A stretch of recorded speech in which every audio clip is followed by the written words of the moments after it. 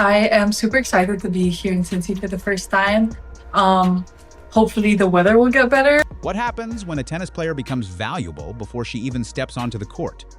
Not because she is guaranteed to win, not because she owns a cabinet full of Grand Slam trophies, but because the moment her name appears on a tournament schedule, people rearrange travel plans, buy out entire sections, and treat an ordinary session like a national event. That is the phenomenon now surrounding Alex Eala. And Cincinnati may have delivered the clearest evidence yet that this is no longer just about tennis performance. It is about attention, identity, community, and money, all moving at the same time. Before Eala entered the Cincinnati Open draw, the tournament was already expecting a huge year. Attendance had reached roughly 285,000 in 2025, with most visitors coming from outside the city. Organizers were looking toward the 2026 edition, with a projection of around 300,000 spectators. Then one name was added to the field. Before the working day had even properly started, ticket demand surged.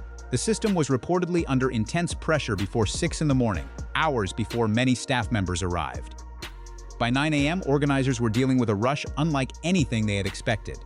The response was dramatic. Ticket prices that had been around $275 were pushed as high as $470, an increase of roughly 70%. Normally, that kind of jump should cool demand. Instead, the seats still disappeared, and the secondary market told the same story.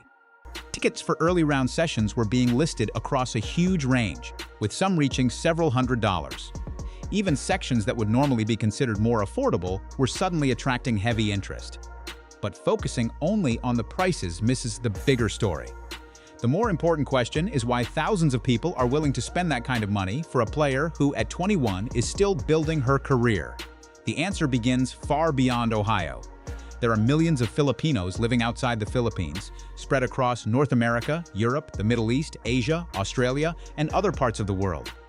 Many live far from their families. Many work demanding jobs. Many built new lives abroad while keeping a powerful emotional connection to home. When Eala appears in their city, that connection suddenly has a physical place to gather. A tennis stadium becomes more than a venue. It becomes a meeting point. That is why the atmosphere around her matches looks different from the traditional image of professional tennis.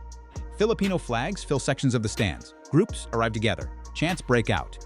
Fans who may barely follow the sport suddenly know the schedule because one athlete has given them a reason to care. Some reportedly had never attended a tennis match before seeing Eala. That detail may be more important than any ranking beside her name. For a sport trying to grow, the most valuable athlete is not always the one who keeps existing fans watching. Sometimes it is the person who brings completely new people through the gates. And there are signs that this is happening in city after city. In Washington, a large share of ticket interest was linked to Eala's supporters. In Toronto, demand around her became too large for a smaller grandstand, forcing organizers to move her match to a bigger court. Thousands of seats were attributed to the crowd she was drawing, and Filipino supporters became impossible to miss. Other players noticed the difference too. Matches involving Eala began to feel less like neutral site contests and more like away games for her opponents. That is an unusual kind of influence for someone so early in her career. But the most revealing stories are not the attendance totals. They are the personal decisions behind them. One group of college friends living in different parts of the United States reportedly organized their annual reunion around a trip to Ohio so they could watch Eala play. Another supporter watched her in Toronto and then drove roughly 8 hours to Cincinnati to see her again. Think about what that means. A sporting event was no longer simply something people attended because it happened to be nearby. It became the reason for the journey itself. That difference is enormous. It changes how tournaments think about scheduling. It changes how they think about court assignments. It changes how they think about marketing, merchandise, and pricing. Most importantly, it changes how they measure a player's commercial value. Traditionally, tennis draws attention through championships, rivalries, rankings, and famous names. The biggest stars become box office attractions because fans expect them to go deep into tournaments.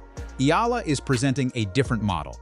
Her appeal appears to travel with her, regardless of how far she eventually progresses in the draw. That means a tournament can benefit simply from having her there. For executives, that may be the most important part of the entire story. A player's value can become partly independent from the result on the scoreboard. And once that happens, organizers start making different calculations. Cincinnati is especially interesting because the tournament had already invested heavily in creating a larger, more modern event. The Lindner Family Tennis Center had undergone a major redevelopment connected to a roughly $260 million vision for the venue. The upgraded complex included a 2,300-seat Champions Court, dozens of outdoor courts, a large player clubhouse, thousands of fixed seats, extensive video boards, and a major shaded fan area. The goal was clearly to create a tournament capable of handling a much bigger experience. Then a fan movement arrived that seemed ready to use every inch of it. Even the merchandise operation had expanded significantly, while merchandise revenue had already been growing compared with previous years. Attendance forecasts were strong before Eala's entry was confirmed. Her arrival did not create the tournament's momentum from nothing. What it did was add a new layer of demand to an event that was already expanding. That distinction matters. It would be easy to tell this story as though one player single-handedly built Cincinnati's success. That would oversimplify what was happening. The tournament had already invested in facilities, attracted large crowds, and positioned itself for growth. But Eala's presence revealed something those investments made possible. A venue prepared for scale suddenly encountering a fan base eager to fill it. And that is where the economics become fascinating. The prize money earned by one player can be measured directly. Entry guarantees and round-by-round payouts are listed in clear figures. The value a player creates for a tournament is much harder to measure. How many tickets were bought specifically because of her? How much food, merchandise, parking, travel, and local spending followed those ticket purchases? How many first-time tennis spectators might return for another event? How much social attention does a stadium receive when entire sections are covered in one country's colors? Those questions matter because they point towards something larger than a short-term sales spike. They suggest audience expansion. One of the sport's leading players has already commented on the new demographic Eala is bringing into women's tennis. That may be the real opportunity here. The WTA does not only gain another young competitor, it gains access to a global community that may previously have had little reason to organize around tennis. And because the Filipino diaspora is spread across so many countries, this effect is not tied to one home market. Miami can feel it. New York can feel it. Melbourne, Dubai, London, Toronto, Washington, Cincinnati. Each city can suddenly become a temporary center of Filipino support when Eala arrives. That creates something rare in individual sports, a traveling home crowd. It also explains why some fans are willing to make sacrifices that seem irrational if we look only at tennis. They are not simply buying a seat to watch forehands and backhands. They are buying participation in a shared moment. For people living far from the country where they grew up, that can carry an emotional value no ticketing algorithm can easily calculate. And Eala herself seems aware that what is happening around her is bigger than a normal player-fan relationship. She has spoken about how meaningful it is to see Filipino supporters showing up and enjoying tennis, and about the possibility that their enthusiasm could help the sport grow. At one appearance, switching into Tagalog intensified the crowd reaction even further. That moment captures the entire phenomenon. The audience is not being pulled toward tennis first and Eala second. For many of them, Eala is the doorway into tennis. That is why the next stage of her career matters so much. She is still only 21. There are more major tournaments ahead, including the US Open and future events in Asia. Her results will continue to shape her professional trajectory. But the commercial and cultural story is already developing on a separate track. The question is no longer whether people will show up only after she wins a major title. They are already showing up. They are already traveling. They are already buying. And tournament organizers are already reacting. Which brings us back to that price increase in Cincinnati. A 70% jump followed by a sellout sounds like proof of extraordinary demand. From a business perspective, it is easy to understand why organizers would test how much the market can bear. But there is another side to that decision. If the people creating this atmosphere are the same supporters making sacrifices to attend, how far can prices rise before the very community powering the phenomenon begins to get pushed out? That may become one of the most important questions surrounding the Eala effect. Because the most impressive part of this story is not that one young player can make tickets more expensive.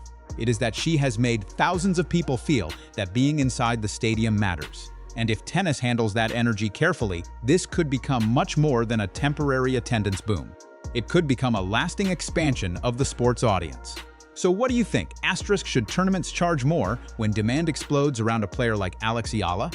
Or should they protect affordable access for the fans who created that demand in the first place? Let me know your view in the comments. And if you enjoyed this story, like the video and subscribe to the channel for more stories where sport, culture, and money meet in unexpected ways.